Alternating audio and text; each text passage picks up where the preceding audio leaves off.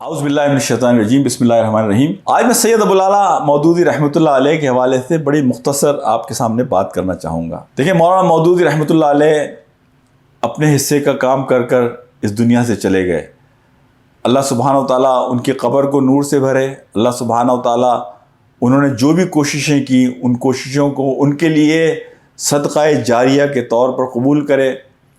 مولانا کی زندگی کی چند خصوصیات میں آپ کے سامنے آج رکھنا چاہوں گا۔ مولانا مودودی کی ایک بڑی خصوصیت یہ تھی کہ مولانا سامنے والے فرد کی عزت نفس کا بہت خیال کرتے تھے۔ امین حسن اصلاحی صاحب کا یہ واقعہ میں آپ کے سامنے سناؤں۔ امین حسن اصلاحی صاحب مولانا سے اختلاف کر کے چلے گئے جماعت سے، لیکن جماعت سے جانے کے بعد کبھی انہوں نے مولانا سے جو اصولی اختلاف تھا اس کے علاوہ کبھی مولانا کی ذات کے حوالے سے کوئی نیگیٹو بات نہیں کی۔ مولانا کے انتقال کی خبر ملنے پر جو سب سے پہلے شخص منصورہ پہنچے ہیں وہ مولانا امین حسن اصلاحی صاحب تھے۔ یعنی ایک تعلق قائم رہا جدائیوں کے باوجود، اصولی جدائی تھی لیکن مولانا کی ذات سے انہیں کبھی کوئی شکایت نہیں تھی۔ وہ ایک جگہ ایک بات لکھتے ہیں کہ میں ایک فل ٹائم کارکن تھا جماعت کا، لیکن مولانا مودودی رحمۃ اللہ علیہ کی یہ بڑی شان تھی کہ وہ میری عزت نفس کا اتنا خیال کرتے تھے کہ جماعت کے تمام افراد بیت المال میں جو بھی ذمہ دار تھے ان کے پاس پہنچتے تھے اپنی تنخواہ لینے کے لیے اور اپنے نام کے آگے دستخط کرتے تھے اور پھر انہیں تنخواہ ملتی تھی۔ لیکن مولانا نے پوری زندگی جب تک میں جماعت میں رہا کبھی مجھے بیت المال جانے نہیں دیا، اور بلکہ اپنے ہاتھ سے بھی مجھے پیسے نہیں دیتے تھے، بلکہ اپنی بیگم کے ذریعے میری بیگم کو پیسے پہنچواتے تھے۔ یعنی میری عزت نفس کا اتنا خیال کرتے تھے۔ اچھا، اب آپ دیکھیے بڑے لوگوں کا بڑا پن۔ امین حسن اصلاحی صاحب کہتے ہیں کہ میں نے پوری زندگی اپنی بیوی سے کبھی یہ نہیں پوچھا کہ مولانا نے کتنے پیسے بھجوائے، اور مولانا اپنے رفقا کے ساتھ بڑے شفیق تھے۔ آج ہم لوگ ذرا سے مصروف ہو جاتے ہیں تو ہم اپنے ساتھیوں کو اور اپنے دوستوں کو، اپنے رفقا کو مصروفیت کا بہانہ کر کر بھول جاتے ہیں۔ مولانا سے زیادہ مصروف کون ہوگا؟ فقیر حسین صاحب جو بیت المال کے انچارج تھے جماعت کے، ان کی بچی کی شادی ہوئی، وہ بھی ظاہر بات ہے غریب آدمی تھے، اور مولانا خود یعنی جس طرح کے حالات میں رہتے تھے، یعنی مولانا کی بیگم کے حوالے سے یہ بات ان کی بیٹی نے کتاب میں لکھی کہ جب مولانا جیل چلے جاتے تھے تو ہمارے پاس تو کھانے پینے کے پیسے نہیں ہوتے تھے، جو چھوٹا موٹا ہمارا زیور ہوتا تھا وہ ہم کسی کے پاس گروی رکھوا کر، امانت کے طور پر رکھوا کر، قرض لے کر اپنا گزارا کرتے تھے۔ لیکن ساتھی کی بچی کی شادی کے لیے یہ جو لوگ شاہد ہیں انہوں نے لکھتے ہیں کہ مولانا نے اپنی ضرورتوں کو کاٹ کر فقیر حسین صاحب کی بچی کی شادی کے لیے پیسے بھجوائے۔ یہ دیکھیں بڑا پن تھا مولانا کا کہ اپنے رفقا کا خیال کرنا، اپنے رفقا کے ساتھ ایک تعلق رکھنا۔ مولانا مودودی کا ایک بہت بڑا کارنامہ یہ ہے کہ انہوں نے دین کی جو تعریف ہمارے سامنے رکھی، حقیقت میں اس تعریف نے ایک بہت بڑا کام یہ کیا کہ جو 14 سال کے فاصلے تھے ان فاصلوں کو ختم کر کر ہمیں دوبارہ اپنے اوریجنل پیغام سے، جو نبی پاک صلی اللہ علیہ وسلم کا پیغام تھا، اس پیغام سے کنیکٹ کیا کہ دین تو اصل میں بڑی تصویر کا نام ہے۔ دین تو پوری زندگی کے معاملات میں اللہ کی اطاعت کا نام ہے۔ اللہ کی اس کائنات میں جو اس کا تکوینی نظام ہے اس کے تحت مجبوراً جو پوری کائنات پابند ہے اللہ کے حکم کی اطاعت کرنے کے لیے، انسان کو اپنے اختیاری ڈومین میں، اپنے اختیار کے دائرے میں بالکل اسی طرح سے اللہ کی اطاعت کرنی چاہیے جس طرح ساری کائنات اللہ کی اطاعت و فرما برداری کر رہی ہے۔ یہ تصور دین کا مولانا مودودی نے دیا۔ اب دیکھیں ایک بڑی کمال کی چیز ہوئی ہے جو میں یہاں تھوڑی سی ہائی لائٹ کرنا چاہوں گا۔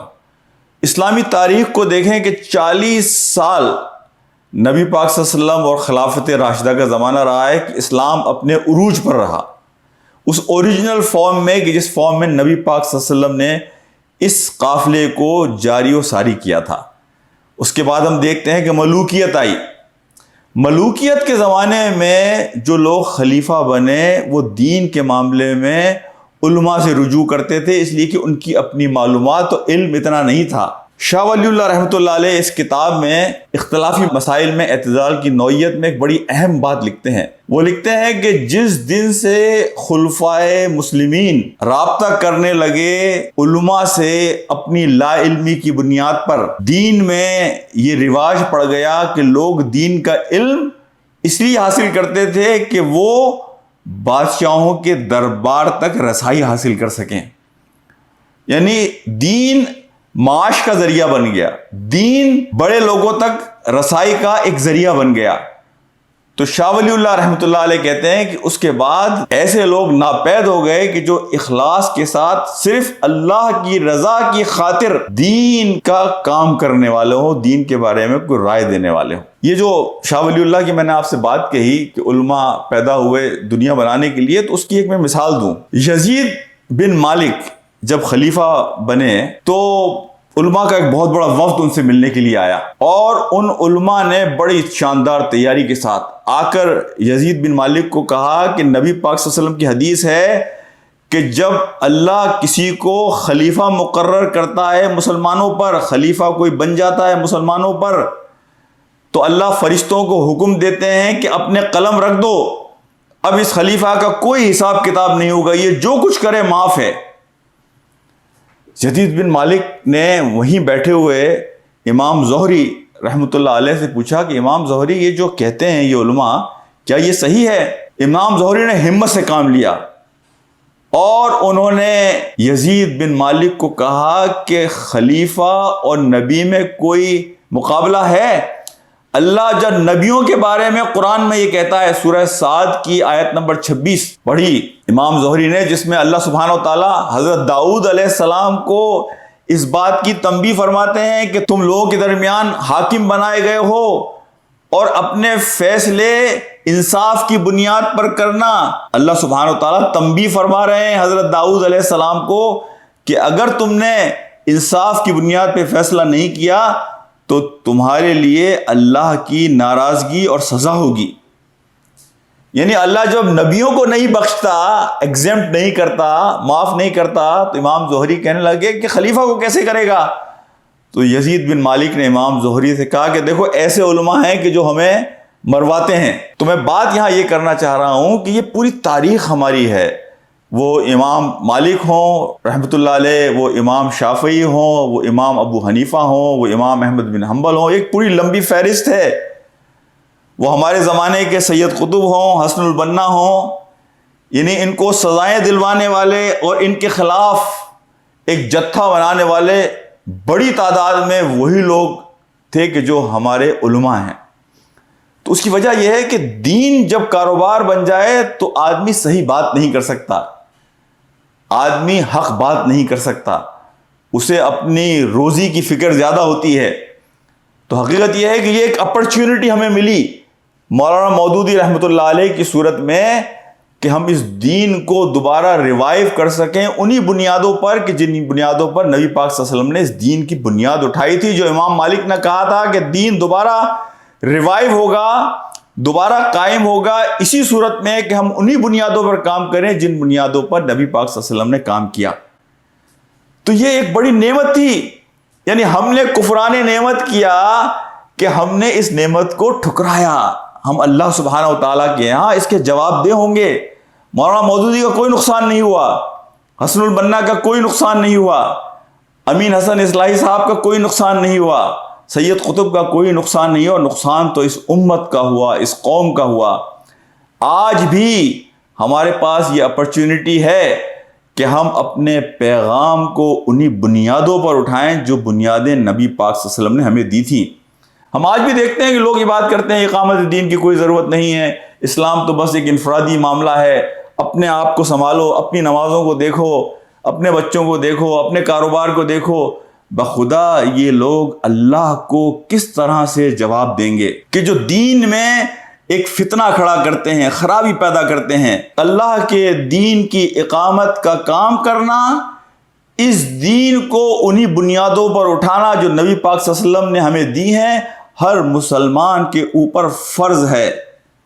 اور یہ ہمیں سمجھنے کی ضرورت ہے کہ ہماری نمازیں، روزہ، حج، زکوٰۃ، یہ ساری عبادات بے معنی ہیں اگر ہم اللہ کے دین کے قیام کی کوشش نہ کریں. یہ بات میں نہیں کہتا، یہ بات مولانا مودودی رحمۃ اللہ علیہ نے کہی، یہ بھی بات سید قطب رحمۃ اللہ علیہ نے کہی، یہی بات مولانا یوسف القرضاوی صاحب نے کہی، یہی بات مولانا امین حسن اصلاحی صاحب نے کہی، اور یہی بات امام ابن تیمیہ نے کہی، اور یہی بات ابن خلدون نے کہی، اور یہی بات ابن حزم نے کہی، اور یہی بات شاہ ولی اللہ رحمۃ اللہ علیہ نے کہی.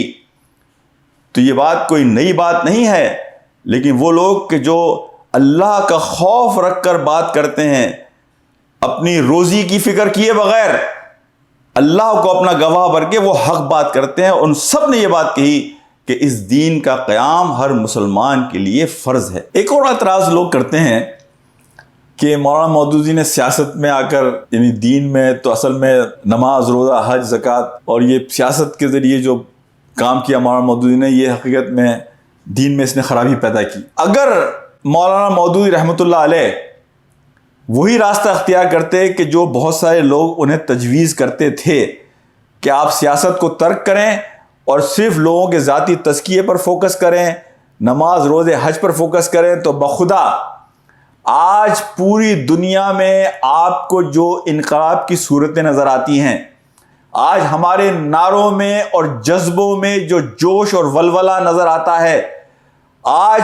پوری دنیا میں اسلام کے حوالے سے جو ایک امید کی کرن نظر آتی ہے، آج پوری دنیا میں اسلام کو دوبارہ ریوائیو کرنے کی جو کوششیں اور جد و جہد نظر آتی ہے، اور اس میں جو زندگی نظر آتی ہے، وہ زندگی ہمیں نظر نہیں آتی. ہم سب اس سے محروم ہوتے.